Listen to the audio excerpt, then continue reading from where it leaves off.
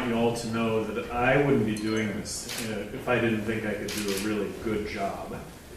And I wouldn't be doing this if I thought that either of the two major parties were actually talking about the problems that we're facing and the solutions that go along with them. And very quickly, I think I'm different in many, many ways. And that would start off with not bombing Iran. Let's not bomb Iran.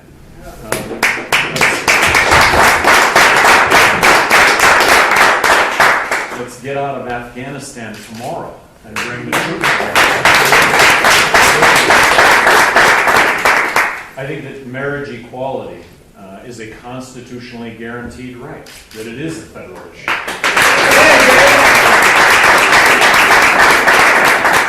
I would have never signed the Patriot Act.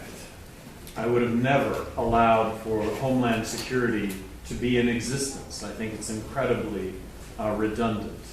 And these drones that we're flying now in this country, what's that all about? Well, I think that more than anything has to do with the continuation of the war on drugs. And I would have never signed the National Defense Authorization Act, which allows for you and I as U.S. citizens to be arrested and detained without being charged. This is why we fought wars in this country. And I absolutely, adamantly believe that unless we balance the federal budget, we're going to find ourselves in a monetary collapse in this country. That there's no escaping the mathematics of continuing to borrow and print money to the tune of 43 cents out of every dollar that we're spending. And so to cut government by 43%, that's a $1.4 trillion reduction in federal spending. And that needs to start with a debate on Medicaid and Medicare and military spending, all of which I would propose 43% reductions in those categories. You know, you had two candidates on stage that were debating the other night over who's going to spend more money on Medicare, when Medicare is a system that you and I pay $30 into, and we get a $100 benefit. And by extension, we pay $30,000 into Medicare and get a $100,000 benefit. In no way is this sustainable. And yet, we seem to have our heads in this. I don't think American people have their heads in the sand, but I think American politicians have their heads in the sand. And that they want us to believe that the Tooth Fairy, that the Easter Bunny and Santa Claus are coming. And they're not. This is going to involve mutual sacrifice on the part of all of us to fix this. But I think we all recognize that, and we need to engage in this. I'm also the only candidate running that is proposing to eliminate income tax, eliminate corporate tax, abolish the IRS, and replace all of it with one federal consumption tax, which I think really reboots the American economy for the next 100 years. It's the answer when it comes to our exports, because we're going to bleed out 23% worth of non-transparent federal tax out of all goods and services that we export. So it's really the answer when it comes to China. It's really the answer when it comes to American jobs. Because in a zero corporate tax rate environment, if the private sector doesn't create tens of millions of jobs, I don't know what it takes to create tens of millions of jobs. And it also ends up to be cost neutral. So it really, in my opinion, reboots the American economy. And all these issues aren't being talked about at all today. And they should be talked about front and center. And then I'm the only candidate running for President of the United States that wants to end the drug war now. Legalize marijuana.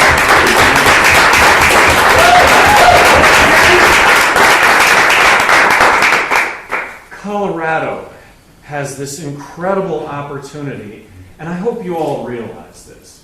Colorado has the opportunity to change drug policy worldwide.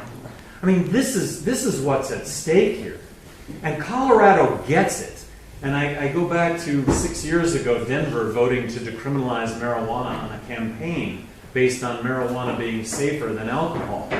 90% of the drug problem is prohibition-related, not use-related.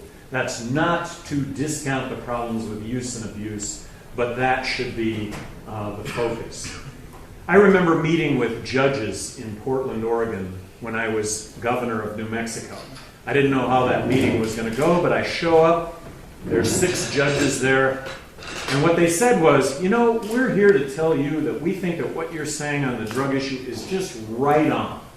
But we would like to share with you some stories here that you might pass on to others to allow others to better understand the drug issue. They said that methamphetamine is really the terrible, horrible drug.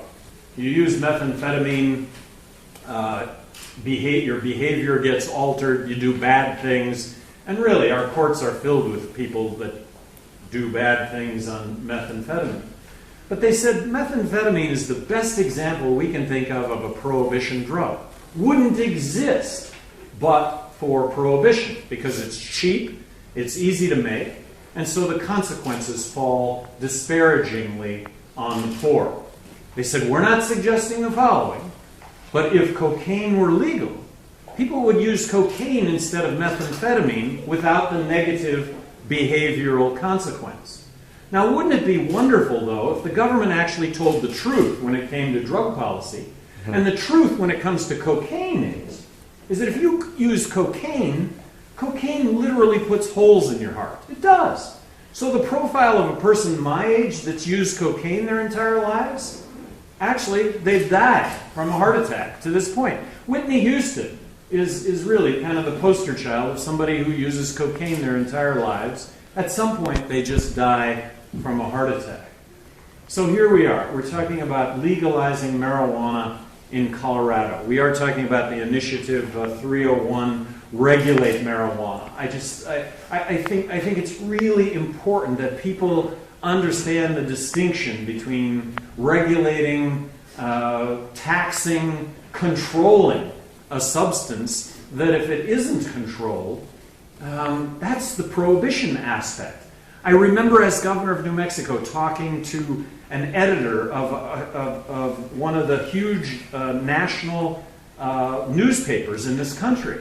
And he says to me, he says, you want to legalize pot? He said, when I was in college, I smoked some pot, and I walked into the grocery store, and the pictures of the roaches on the cans came alive. And you want to legalize this stuff?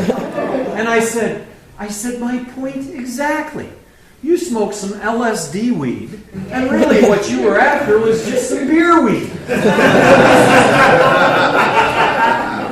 But this is a prohibition phenomenon. Quality, quantity, unknown. So controlling it, regulating it, taxing it. Colorado has this incredible, and I know you are all activists, and so I implore you to double your activism in the time remaining, because what's at stake here is the rest of the world is going to follow Colorado's lead. Now, I'm out all over the country, and I am saying that I think marijuana is at a tipping point in this country. 50% of Americans now support legalizing marijuana. Why is the number so high? Because we're talking about it. And I say this everywhere I go. Colorado is going to be the tipping point. It's on the ballot in Colorado. Regulate marijuana like alcohol. I think it's going to pass. And here's the dynamics of Colorado passing that is when everybody in the whole country gets on an airplane to fly into Denver for the weekend to chill out, the phenomenon of other states not following in line will quickly go by the wayside. So I applaud all of you. I applaud all of you, and back to this notion of redoubling your efforts with the time left. Typically, marijuana, California, you've all seen it before. Typically, the support fades at the end. I don't know why that's the case, but for people to talk about it, for you all being activists, pressing the issue, talking about it, let's control it, let's regulate it, let's tax it, let's label products that from a prohibition standpoint don't get labeled. So we're talking about safer.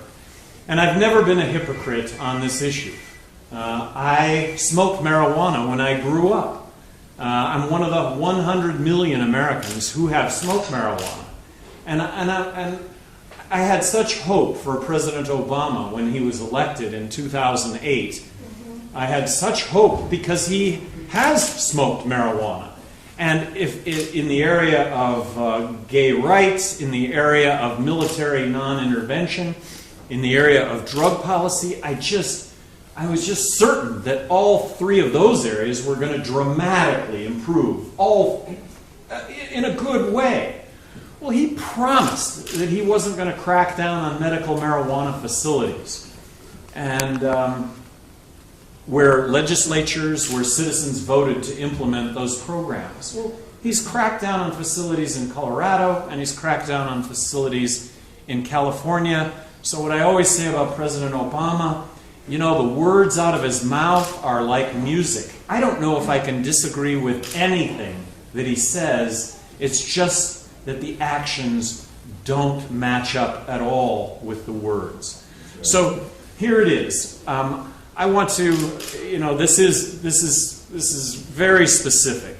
301, yes. 64, yes. Redouble your efforts and make these happen for the rest of us in this country. Make this happen for the rest of us in this country. The opportunity here is unbelievable. The U.S. has cast a net over the world when it comes to drug policy. Nowhere is it legal to smoke marijuana. Nowhere. Because the U.S. has cast a net over the world that if you legalize drugs, there is the heavy anvil of doing no trade with the United States if that's the case. So if it starts within this country, if it starts with Colorado, you know, that's the first domino. That's the first domino of 50 dominoes, and the opportunity here is just out the roof. So thank you very, very much for taking your time here. I want to make a pitch that you have to be hearing it. You know, if I vote for Johnson, it's a wasted vote. You know, I think a wasted vote is voting for somebody that you don't believe in. I think that's a wasted vote. Voting for the person you believe in, that's how you change things in this country. And more votes for Gary Johnson, among a whole lot of other things, is saying, look, it's Americans shouting, we want rational drug policy in this country. And I think that once we legalize marijuana, and it's just a matter of time, I'm believing it's going to happen here. Once we do that, we take giant steps toward rational drug policy with regard to all the other drugs. And it starts with looking at drugs first as a health issue rather than a criminal justice issue.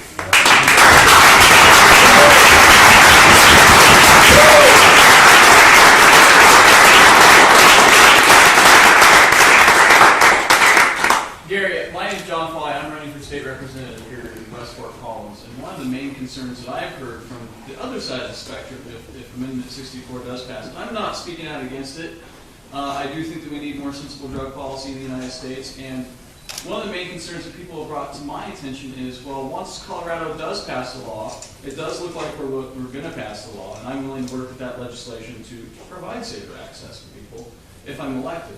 One of the main concerns that people have is, well, what about the federal lawsuits that are going to be brought upon the state of Colorado? Can you go into any kind of detail in that kind of a frame of mind? Well, just generally speaking, that was the phenomenon with the prohibition of alcohol also. I mean, it was New York saying, we're no longer going to uphold federal prohibition laws on alcohol. If you, the federal government, wants to have at it, you can have at it. Yes, what you're saying is correct, but you know what? It's not going to happen. It's just not going to happen. And other states will follow.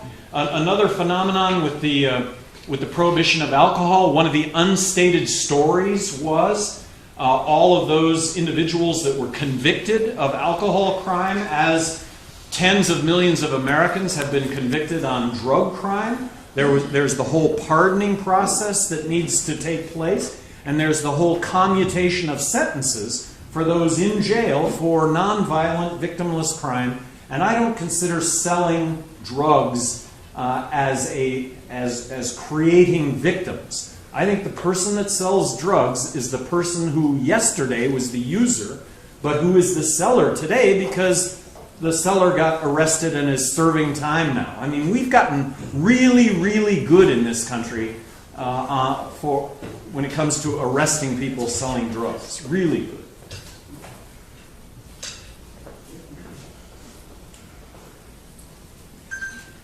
Since you're like one of the leaders of the liberty movement now, like, what are your plans for the future? Are you considering running for presidential candidate? I am. I know that sounds crazy, but I am. And the notion is that these issues are way too important. And I'd like to think that these issues are based on the truth.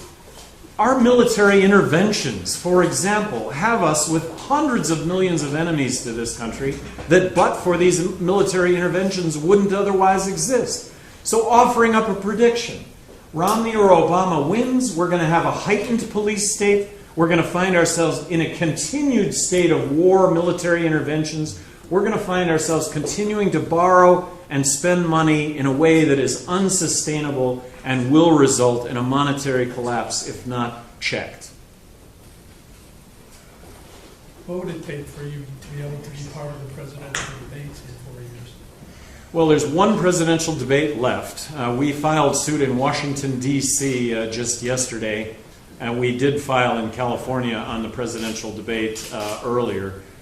So we'll see. Of course, you can't be successful if you don't file the suit. And by the way, the Presidential Debates Commission is not a governmental agency. It's a private organization made up of Democrats and Republicans with no interest whatsoever in seeing a third party on stage.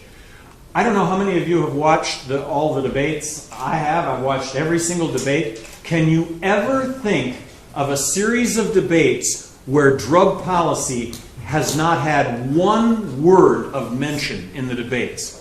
One word. And the reason is because of me. That's the reason.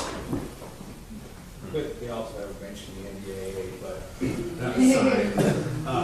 That's my question for you is what are your thoughts on what happened to Jill Stein last week and whether or not this is a situation where it's obvious the two parties in control are actually starting to take out hostilities on the threats to their power? Well, I didn't want to go. I didn't want to go to the debates and get arrested. She wanted to go to the debates and get arrested, and she did. And that's not my tact. It's just not my tact.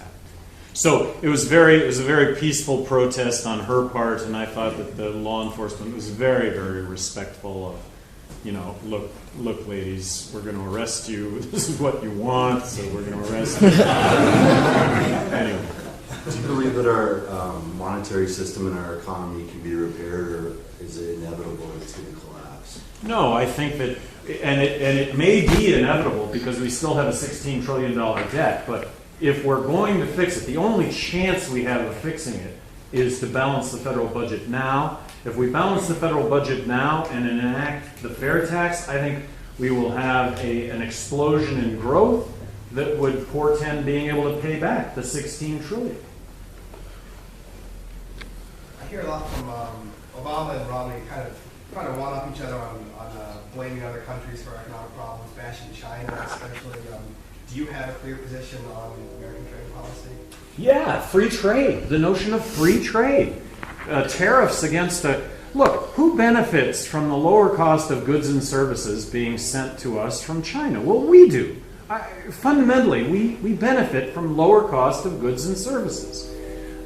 Who takes it on the chin for those lower costs? Well, China does if they subsidize. If there's any unfair practice, they're the ones taking it on the chin. And if you have a genuine free market approach to trade, it works itself out. Wherever government intervenes, in my opinion, there are unintended consequences. And tariffs, you and I end up paying for tariffs. That's just the bottom line. I've heard recently that RT America is going to be hosting a third-party debate. Do you plan on attending that? Yes, I'm going to attend the RT debate, yes. Do you know when that is? 23rd, maybe? Just next week. Tuesday. Larry King is going to moderate? Larry King is moderating. Yeah.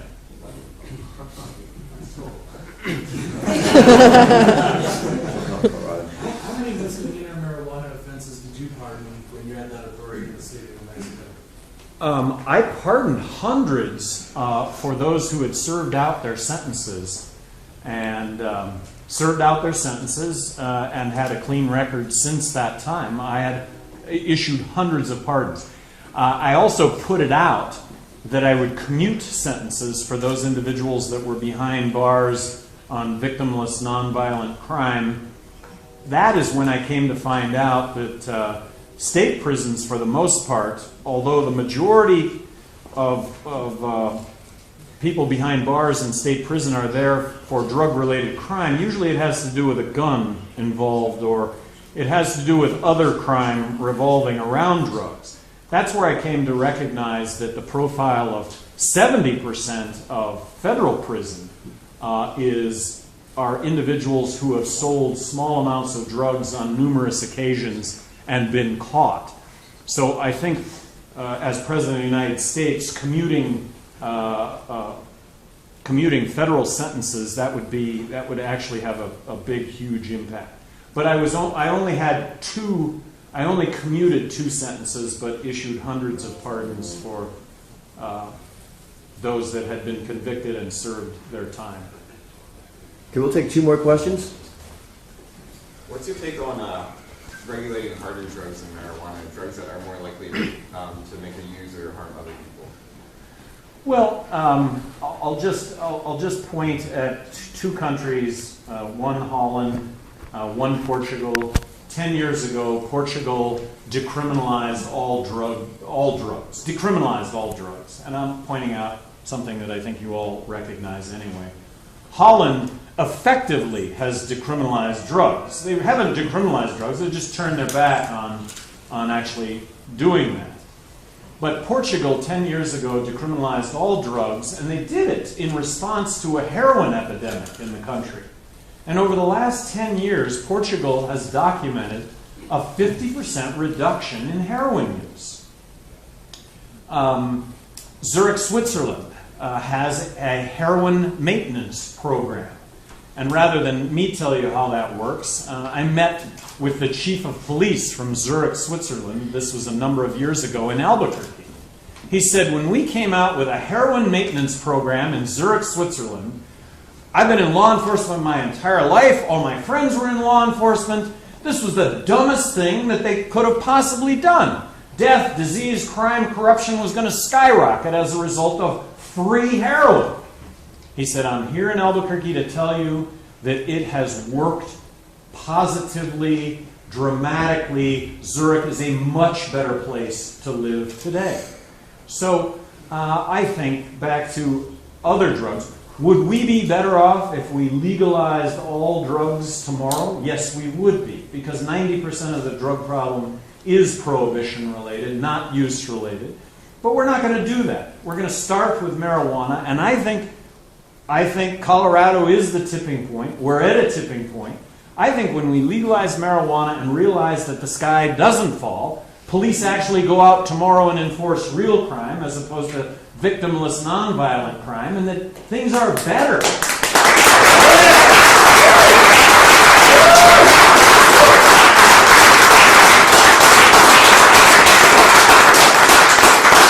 Then we start looking at other drugs and the problems associated with them. And it's always prohibition. Prohibition is always the killer. Quality, quantity, unknown. In the 60s, a dose of window pane acid, is like the size of a quarter of your small fingernail. And in the 60s, people were consuming pages, sheets of window pane acid, and they were jumping out of windows. Well, I guess, back to quality, quantity, unknown, prohibition is the killer. I had, as governor of New Mexico, I went into Texas. I addressed a group in Texas. A guy stands up. He goes, "You're talking about heroin? You're talking about harm reduction strategies for heroin?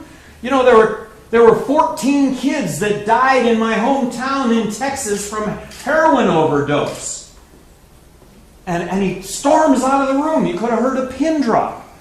And I said, look, I don't know what the story is here, but I'm going to guess. I'm going to guess that the person that was selling all these kids their heroin went away, got arrested, and that there was a news source that moved into town, and that visually they were taking the same dose, but that visual dose now killed them.